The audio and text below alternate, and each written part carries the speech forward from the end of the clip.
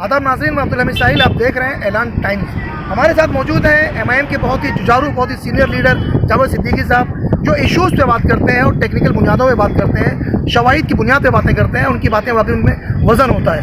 आज हमने इनसे बात की, जो आप पीछे कब्रिस्तान देख रहे हैं, इस कब्रिस्तान को लेकर क्या क्या घोटाले हुए हैं, उन्होंने बहुत तफसील से इसके बारे में हमसे हमारे चैनल से बात की और सारे राज उन्होंने फाश किए, सारे एविडेंस उन्होंने दिखाए हैं। उसके बाद हमने बात की, अभी ये देख सकते हैं रोड, PWD का जो रोड है ये चांदनगर तक निकलता है और काफ़ी साल का अर्सा गुजर चुका है, यहाँ तक कि कॉन्ट्रैक्ट भी खत्म हो चुका है, लेकिन रोड का काम मुकम्मल नहीं हो पाया।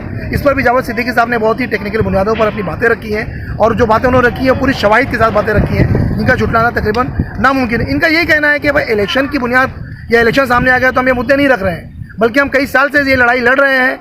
जो अभी हमने आपसे बात की, हमने आपको बताया कि बहुत सारे वीडियो सामने आ रहे हैं सोशल मीडिया पर कब्रिस्तान को लेकर, सड़क को लेकर और दूसरे बहुत सारे इश्यूज़ को लेकर, जो अब इलेक्शन के मद्देनजर बातें भी की जा रही हैं। लेकिन जावेद सिद्दीकी साहब एक ऐसे लीडर हैं, एक ऐसे कार्यकर्ता हैं, एक ऐसे समाज सेवक हैं, जो इलेक्शन को खातिर में नहीं लाते, बल्कि समाज के लिए क्या भला हो सकता है या समाज का कहाँ नुकसान हो रहा है, उस पर ये तड़प उठते हैं और अपनी बातें सामने लेकर आते हैं। आज हमने उनसे बहुत खुली गुफ्तगू की, बातचीत की है कब्रिस्तान को लेकर, और ये सड़क आप देख रहे हैं PWD की, इसको लेकर उनसे हमारी क्या गुफ्तगू हुई है वो हम आप दर्शकों के लिए पेश कर रहे हैं। फैसला आपके हाथों में है कि कहाँ तक जावेद सिद्दीकी साहब इस मामले में आगे बढ़ रहे हैं और कहाँ तक इनका साथ देना चाहिए। देखते रहें इस तरह की खबरों के लिए हमारा चैनल ऐलान टाइम्स, क्योंकि हम आपसे सिर्फ खबरें नहीं बल्कि सच पहुँचाते हैं। हाँ, जावेद सिद्दीकी साहब ये बताएं कि अब चूँकि इलेक्शन डिक्लेयर हो चुका है, इलेक्शन होने वाला है, और अब जो कौसा MM वैली कब्रिस्तान का जो मुद्दा काफ़ी गर्म है, कुछ लोगों ने फिर इस पर वीडियो वगैरह अपलोड किए और सवाल उठाए, लेकिन आप एक साल से इसकी लड़ाई लड़ रहे हैं। ये बताएं कब्रिस्तान के मसले पर क्या मामला चल रहे हैं, क्या ये अंधेर मचा हुआ है और कुछ ना कुछ इशू सामने आते रहते हैं। अस्सलाम वालेकुम व रहमतुल्लाहि व बरकातहू। मेरे अजीज़ दोस्तों, मेरे भाइयों, मैं इलेक्शन के वाबस्ता से बात नहीं करूँगा। हमारे समाज के लिए कब्रिस्तान की ज़रूरत थी। जिस वक्त ये कब्रिस्तान हमारे कौसा की बंद हो गई थी, उस वक्त काफ़ी मीडिया के आधार से ऐसे अफवाहें उड़े थी कि यहाँ पे 2-4 मर्डर हो जाएंगे। तो हमने जो है उस वक्त ये सब देखते हुए मुख्यमंत्री जी को 13 तारीख को हमने जो है 13 जनवरी 2018 को कब्रिस्तान के लिए हमने एक अर्जी किया था। मुख्यमंत्री ने ये कब्रिस्तान के बारे प्रशासन के पास भेजा, तो ये वहाँ से जब लेटर आया कब्रिस्तान चालू हुआ। चालू होने के बाद हमें बहुत खुशी हुई कि चलो हमारे शहर के लिए तो कब्रिस्तान तो मिला और भी राजनेता लोग आए। लेकिन मैं आपको ये बताना चाहता हूँ, जो ये चल रहा है मुमरा के अंदर अभी कब्रिस्तान के बारे में, तो असलियत क्या है मैं वो बता रहा हूँ। मैं सिर्फ जो कब्रिस्तान में TMC के अधिकारियों ने जो यहाँ के सत्ताधारी से मिलके यहाँ पे जितने भी काम किए हों, चाहे गार्डन हो, चाहे बगीचा हो, चाहे स्कूल हो, चाहे कोविड सेंटर हो, चाहे ये हो, इसके बारे में मैं सबूतों के आधार में न्यूज़ के माध्यम से बताना चाहता हूँ। तो जब यहाँ का एक राजनेता और मुमरा के कुछ बड़े बड़े लोग जब इस कब्रिस्तान में भर्ती हो रही थी, तो उन्होंने, राजनेता ने न्यूज़ के माध्यम से कहा था कि 5 एकड़ की कब्रिस्तान मिल गई है और मैं बहुत जल्द जनता को जो है ये तोहफा देने वाला हूँ। तो हमको भी बहुत खुशी हुई है और गुजरात की मिट्टी जो है हमने मंगाई है और भरनी चालू है।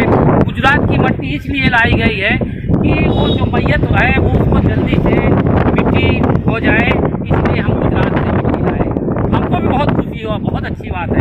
लेकिन जब देखा बारिश आई तो पानी में यहाँ के जो कब्र खोदने वाले थे वो कब्र बराबर खोद नहीं पाते, पत्थर निकली, और बारिश में जो दफन किए हमारे जो मैयतें थे वो ऊपर निकल दिख रहे थे। पूरा वीडियो सोशल मीडिया में भी चल रहा था, बड़े बड़े चैनल में चल रहा। तब हमें अफसोस हुआ, अरे हमने ये क्या कहा।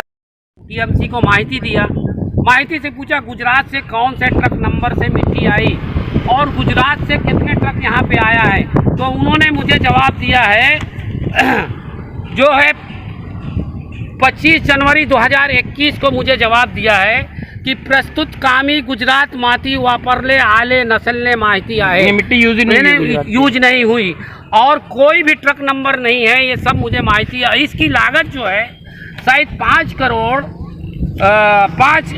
9 करोड़ 51,71,762 रुपया और 65 पैसा ये मुझे म्यूनसिपाल्टी के आधार से मिला। तो इस आधार से मैंने 1 साल पहले आपने आरटीआई मांगा था? हाँ, जागृत किया कि मुमरा के जो टीएमसी के अधिकारी हैं मुमरा शहर में सत्ताधारी से मिलके कब्रिस्तान को भी नहीं छोड़ा। अब मेरे पास सबूत आ गया है। मैं इलेक्शन के बारे में नहीं, मैं समाज के साथ जो गलत हुआ है उसके लिए इंशाअल्लाह मैं इस वीडियो के साथ में और सूर्य माहिती के अधिकार के साथ में मैं महाराष्ट्र शासन को लेटर दूंगा और इसके लिए मैं पीआई दाखिल करूंगा कि जनता के साथ बहुत बड़ा धोखा हुआ। आपने एक और मुद्दा उठाया था इस रोड का जो अमीनाबाग से कनेक्ट होकर यहाँ तक आता है, और ये यहाँ पर एक नाला भी था, उसकी भी रिपेयरिंग को लेकर आपने वहाँ पे पड़ी हुई गंदगी और कचरे को लेकर भी आपने आवाज़ उठाई थी, और नाले का काम किस तरह से हो रहा है वो भी आपने उजागर किया था। तो कहा जाता है कि इस काम में भी कुछ मसाइल पैदा हुए हैं, तो क्या मसले हैं और कैसी बातें उठ रही हैं, क्या बताएंगे इस बारे में? अस्सलाम वालेकुम रहमतुल्लाहि व बरकातहू। मैं आज यहाँ पे जो स्पॉट पे खड़ा हूँ इसलिए कि आपके चैनल के माध्यम से कुछ लोगों ने कहा तुम्हारे आवाज़ उठाने से क्या फ़ायदा जनता को होगा। तो बच्चा जब तक रोता नहीं माँ दूध पिलाती नहीं है। अगर आवाज़ नहीं उठाएंगे तो ये बड़ा बड़ा जो भ्रष्टाचार है कैसे खुलेगा। तो वो मैं न्यूज़ माध्यम से आपको उस न्यूज़ वालों को बोलता हूँ बेबुनियाद सवाल नहीं करना चाहिए। तो इसलिए मैं दोबारा यहाँ पर आया हूँ। ये जो रोड जो है अमीनाबाद को गया है, ये इसके बारे में मैंने 1 साल 1.5 साल से मैंने पीछे लगा था। जो मेरे पास ये पत्र है, जी बोलिए बोलिए।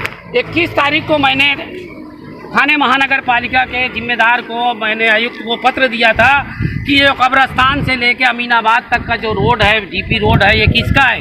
तो यहाँ से उन्होंने बोला नहीं ये जो है थाने महानगर पालिका में जो PWD का काम है। तो वहाँ से मैंने माहिती लिया तो ये जगह 1 साल के लिए 1 साल के अंदर ये काम होना चाहिए था।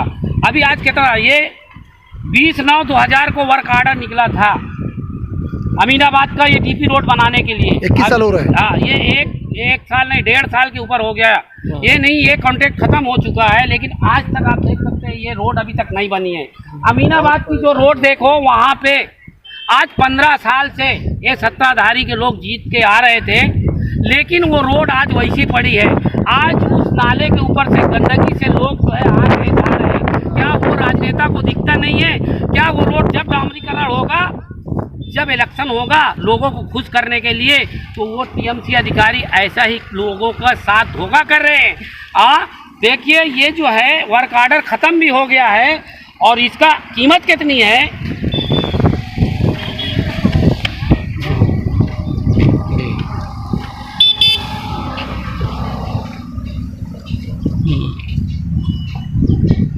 जी बोलिए। इसकी कीमत जो है देखो, कंस्ट्रक्शन आप 30 metre wide DP road at Kausa कब्रिस्तान, यानी ये जो हम जहाँ पे खड़े हैं ये सीधा कौसा कब्रिस्तान तक निकला। इसकी माहिती है 5,85,98,039 रुपीज़ है। लेकिन ये 1 साल का कॉन्ट्रैक्ट दिया गया था, अब उन्होंने ऐसा ये छोड़ कर रख दिया, पूरा बारिश निकल गया। तो ये थाने महानगर पालिका के यहाँ सार्वजनिक बांधकाम के लोग मिली भगत से ये काम को रोक के रखा गया है।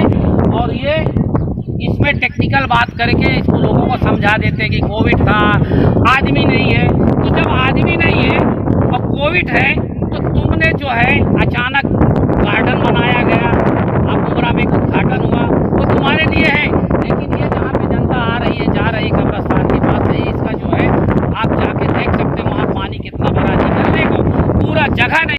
कहना चाहता हूँ सार्वजनिक बांधकाम अधिकारी को कि आप जो है सत्ताधारी से मिल के जो 10 साल से मुमरा शहर को बेबुनियाद काम किया है फेर बदल कर, वो हमारे पास सारे सबूत है।